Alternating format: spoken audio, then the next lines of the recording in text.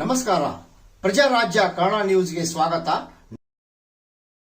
ನೋಡ್ರಿ, ಈಗಾಗಲೇ ಯತ್ನ ಹೇಳಿದ ಪ್ರಕಾರ ರಾಜ್ಯ ಸರ್ಕಾರ ದಿವಾಳಾಗಿದೆ.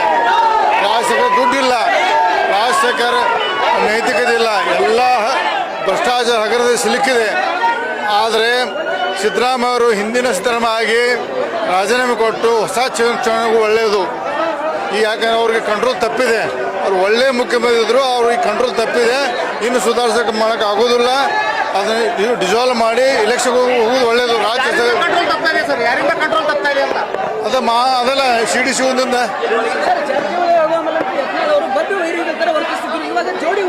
ಯಾರು ಇಲ್ಲ ಯಾರು ಯತ್ನ ರಮೇಶ್ ಜಾರಕಿಹೊಳಿ ಇರುತ್ತಿಲ್ಲ.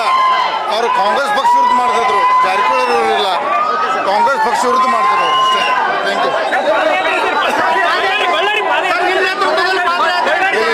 ಸಾಮೂಹಿಕ ನಾಯಕತ್ವ ಯಾರು ಇಲ್ಲ.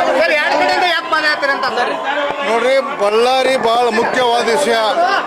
ಮೂಢ ಹಗರಣ ವ್ಯಕ್ತಿಗತವಾಗಿ ಒಂದು ಸಮುದಾಯದ ಪರವಾಗಿ ಸಮುದಾಯದ ಹಣವನ್ನು 100% ದುರುಪಯೋಗ ಆಗಿದೆ. SC ST ಹಣ ಗ್ಯಾರಂಟಿ ಸ್ಕೀಮ್ ಬಳಸಿದ್ದಾರೆ.